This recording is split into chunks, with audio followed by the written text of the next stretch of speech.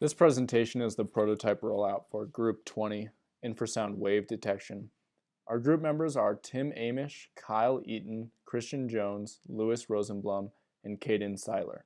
Our project is sponsored by Flat Earth, and our project advisor is Dr. Ross Snyder. Our team goal statement is, it is difficult and expensive to detect infrasound.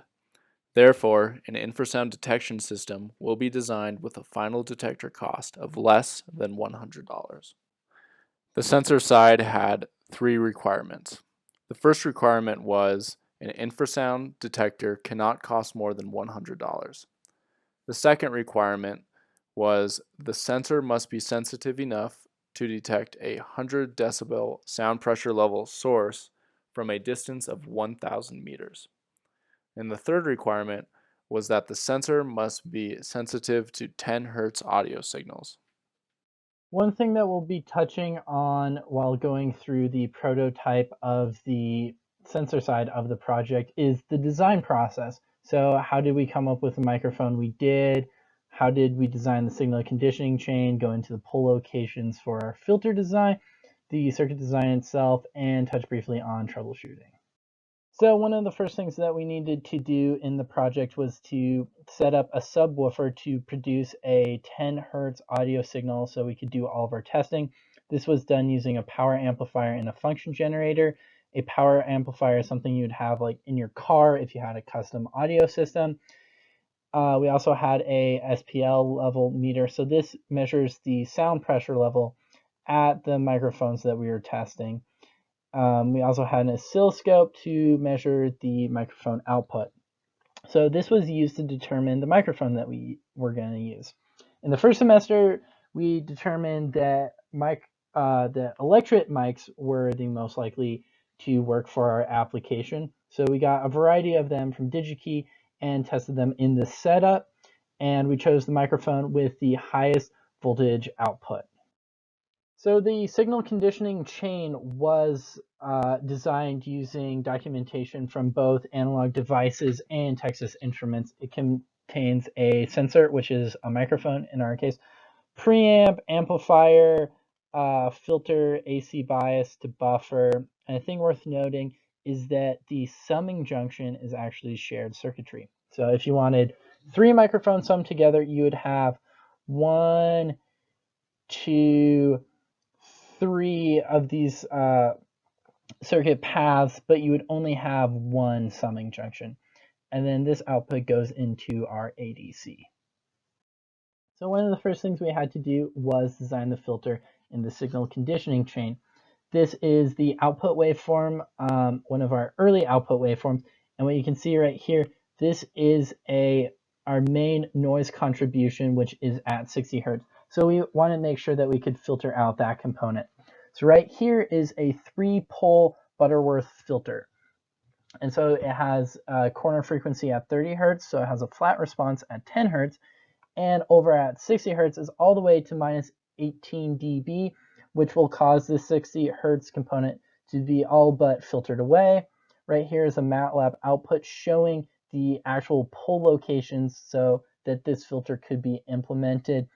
1 pair of complex conjugate poles and 1 on the real axis. Now we're going to go into the circuit diagram. So right here is the electret microphone. So it has 2 metal contacts and an electret material that has a constant charge. So any kind of, if this deforms at all from like a pressure wave, it'll cause a voltage fluctuations from these metal contacts moving. And then this is in internal FET, so that with a resistor attached, it creates a preamplifier. One thing that we found out was that even with this preamplifier, the voltage was still relatively small, so we couldn't work well with it. So what we did is we made this audio amplifier stage right here using documentation from Texas Instruments. And so this brought the voltage output from like 20 millivolts to typical audio output voltages, which is roughly around 1 volt.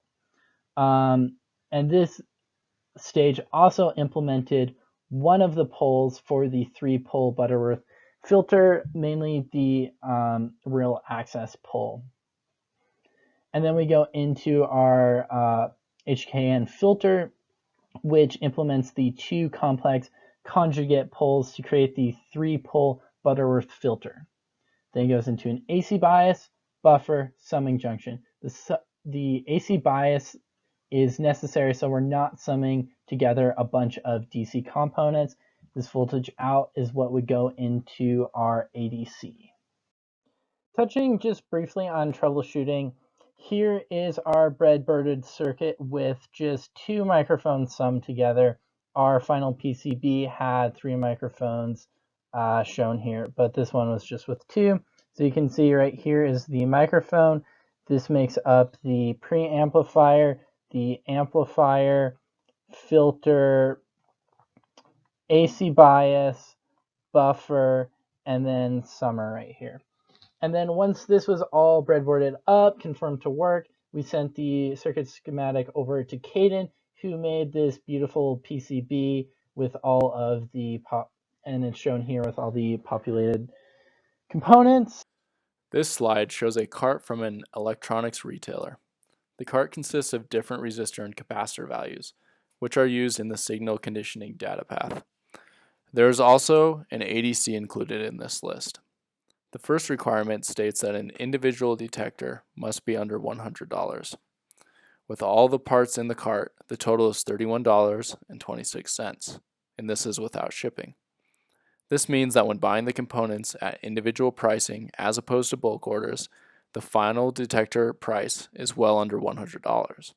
It is important to note that the printed circuit board price is not included. This is because the printed circuit board was not a requirement from our sponsor. The price was $36 for 3 printed circuit boards. So, when adding this to the other price, the total is still less than $100. The second requirement was to be able to detect a 100 decibel sound pressure level source from 1,000 meters away. From the first semester phase of this project, we determined that the 100 decibel sound pressure level source attenuated down to 70 decibels. Dr. Maher lent us a sound pressure level meter, and we were able to determine that the room we were in was producing 76 decibels of low frequency noise. The meter was placed on the horizontal board as shown in the picture, and the actual pressure sensitive portion sat flush with the vertical board in the hole. This low frequency noise was detected even when the subwoofer was not running. We tried making the measurement with the HVAC off, and the same amount of noise was measured by the meter. Instead of building a noiseless chamber, our sponsor suggested that we are within a reasonable range of 70 decibels. We did not take a picture of the measurement on the meter, and we are unable to get the meter back, so you will just have to trust us that it is within the range of 70 decibels. So now we'll show that we met requirement 3, and just to remind everybody, that is that the sensor must be sensitive to 10 hertz. Right here, the purple waveform, this is the output of the amplifier stage, and the blue waveform is the filtered output. And these 2 waveforms are for 1 microphone. So you can see right here that the main frequency contribution is at 10 hertz. And this peak right here is at 60 hertz. So this is showing that our 60 hertz component was all but filtered away. Here is the FFT zoomed out to about 6 kilohertz, and you can see that this is the 10 hertz right here, and that just about all frequencies are filtered out. So from this, the circuit is confirmed to be sensitive to 10 hertz. We can show the 10 hertz sensitivity of the circuit by showing just how good the noise reduction is. So this was done using the smash test, which is, if you saw from the lab setup, what you do is you put a Bluetooth speaker by the microphone and play Smash Mouth's Greatest Hit All-Star at max volume. So that's what you can see right here is Smash Mouth's All-Star with 10 hertz added on top of it from the subwoofer. You can still see the primary 10 Hz component from the FFT of the blue waveform, and then this primary frequency noise contribution is at 120 Hz, which is in the male voice frequency range. Here's the FFT of the purple waveform, just showing how much is filtered out. Right here's the main noise contribution, which is in the male voice frequency range. Just to touch on a couple of things that our advisor wanted to see but weren't necessarily in the requirements. One is a bunch of microphones summed together. So this is 3 microphones summed together, which is the output of the PCB. And we can see the primary 10 Hertz contribution right there. The other thing is showing that we can produce the necessary DC level for our ADC.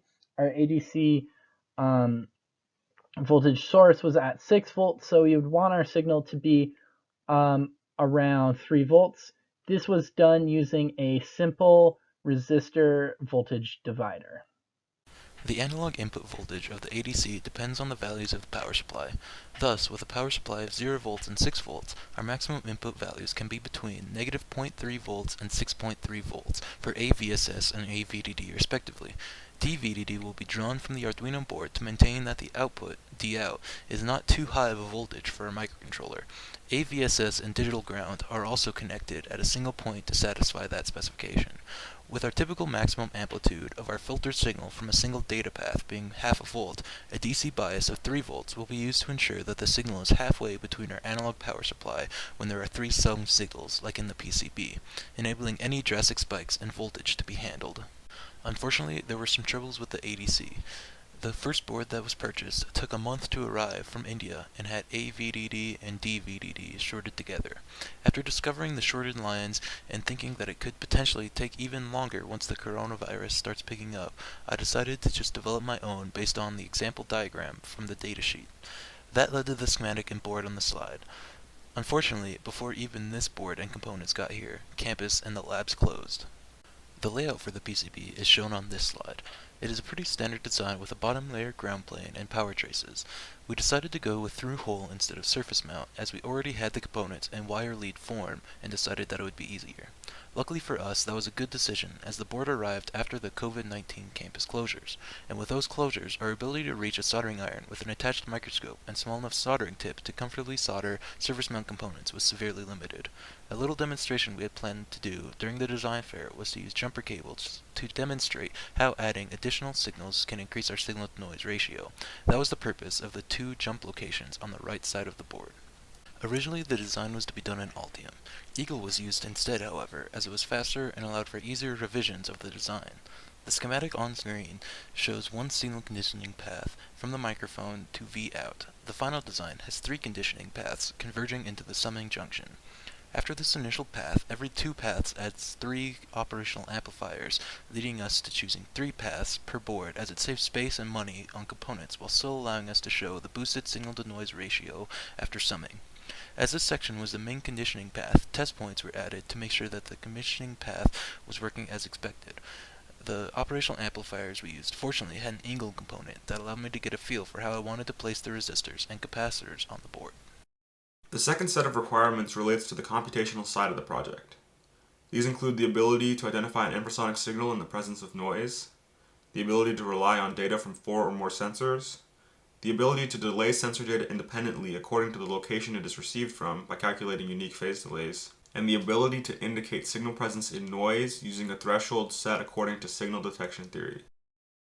To meet our objectives, we have designed a detection engine algorithm that will determine if an infrasonic signal is present. The detection engine algorithm is a subcomponent of our MATLAB simulation. The algorithm will utilize a beamforming process to maximize the constructive interference of a propagating signal. Beamforming is a spatial filtering technique used to isolate signals of interest. In this case, the propagating signal is a 10 Hz sinusoid originating from some unknown location. The propagating signal will be received by multiple sensors, each placed in a different location. The sensors are divided up into every possible combination of pairs. Within each pair, One is used as an unaltered reference sensor, while the other will be phase delayed. These phase delays are used to identify signal origin location. After being delayed, the reference signal data and the delayed signal data are then summed together. This operation is conducted for each pair of sensors across all possible delays. The resulting summation is compared to a threshold, and from there, the highest resulting summation can be identified as the true signal origin. The simulation to test this algorithm stems from real-world application of avalanche detection. While not necessary, we believed it was in the best interest to model our simulation after a real-world scenario. The scenario we are modeling is an avalanche occurring on one of the faces of Lone Peak in Bitside, Montana. A 1 kilometer by 1 kilometer scanning region is used as the bounds for our simulation. The avalanche occurrence is represented by an impulse-like infrasonic signal occurring at a random location on the contour map. 8 total sensors are placed 1 kilometer south of the scanning region in the southern border. These sensors are assumed to be operating under perfect conditions and are sensitive to the infrasound signal. As the signal propagates, random white Gaussian noise is added to the signal. The data picked up by the sensors is used by the detection engine to predict signal presence. The following figure is a heat map showing the phase delay as a function of distance in the x and y. This is because the distance traveled to a specific point is different for each sensor. To listen to a specific point, the corresponding phase delay will be used to delay one of the sensors by that many seconds. The different color patterns you see, specifically in the center of the heat map, is due to the fluctuations in the z direction elevation. Here is an example of minimum constructive alignment. In the blue is the reference sensor, and the red is a sensor being phase delayed. As you can see, the signals are not clean. Random white Gaussian noise has been added to the signals and collected by the sensors. Since the signals are out of alignment, when added together, the max amplitude of the summation will not be greater than our threshold. Compare that to the next slide. Here we show an example of maximum constructive alignment. Here the alternate sensor has been delayed by the correct amount. When these two signals are added together, the resulting summation will be greater than our threshold and will be visible on our heat map as an origin location. The next slide is a distribution plot showing the different delay alignments and the corresponding amplitude after summation. This plot only shows delays from a single sensor pair. Notice the clear spike around the half-second mark. This is the point where the incoming signals begin to align and add constructively. The detection engine was tested using 2 cases, the first of which where a genuine infrasonic signal is present. The source signal can be seen here where it propagates from a random location in the scanning grid to each of the individual sensors. Each sensor adds its own independent white noise. The source signal's frequency content can be seen below. It should be noted that there is a large component at 10 Hz frequency. After the infrasonic source signal propagates through space, it is received by each of the individual sensors. On this graph, each color represents one sensor. Each signal has a certain amount of decay associated with it based on the distance it had to travel in order to reach the sensors. It is also apparent that there is a certain amount of noise that is picked up by each of the sensors independently. After performing the signal processing algorithm chain, the following heat map was generated. The blue areas indicate regions where, after adjusting for the associated phase delays and summing the signals together, there was not significantly high amplitude. In comparison, the yellow areas indicate regions where the associated phase delays, once adjusted for and summed, produced very large amplitude signals. Under this test case, the system correctly identified the presence of an infrasonic signal. It reported that the confidence threshold was exceeded, and the system was a certain percentage confidence that an infrasonic signal was present. The test bench also reported the error on the geolocation prediction of the signal, which came out to 0 meters, or an exactly correct prediction. Running the test case of a genuine infrasonic signal through the simulation 100 times under varying signal-to-noise ratios, signal origins, and temperature conditions resulted in 100 correct predictions of signal presence. On average, the system was able to predict the signal's origin with an average error of 13.4 meters. The standard deviation was 30.9 meters, and 97 of the 100 simulations located the signal origin with under 100 meters of error, which was a guideline suggested by our sponsor. The second test case is one in which an infrasonic signal is absent. Here the source signal is entirely empty, and so is the source signal's frequency content. There is no time-varying component. Instead, each of the sensors will just pick up independent white noise from the area around it. These are the signals received by the sensors under these conditions. They are just picking up independent white noise, and there is no signal peeking over the noise floor. This heat map was generated after running the signal processing algorithm chain. In contrast to the previous heat map, there is no genuine spatial correlation in any one region of the grid. Instead, many of the areas are much closer to the mean, and any high amplitudes are simply generated by random coincidence in phase delays and summation. The system was able to correctly identify the absence of an infrasonic signal. It reported that the confidence was below threshold and that the system was a certain percentage confident that an infrasonic signal was absent. The test bench also reported the geolocation error, which was much higher than the previous case. Running the absence situation through the simulation 100 times, there were 99 correct predictions of signal absence. However, there was one false positive. This graph shows the results of the 100 signal absence simulation runs. The x-axis shows how spatially correlated each situation was, with a higher value indicating more spatial correlation. The y-axis indicates the likelihood of this occurring according to the experimental data that we collected. The signal detection threshold is a little bit under 6, in between these two dots. And the false positive occurred where the threshold was exceeded based on a very low chance of this occurring and not being part of the signal absent distribution. Our signal detection threshold is currently set at a z-score of 5.872, where any value greater than that indicates genuine spatial correlation and can be considered an infrasonic signal being genuinely present, and any value less than that is considered to be random white noise instead of the presence of a true infrasonic signal.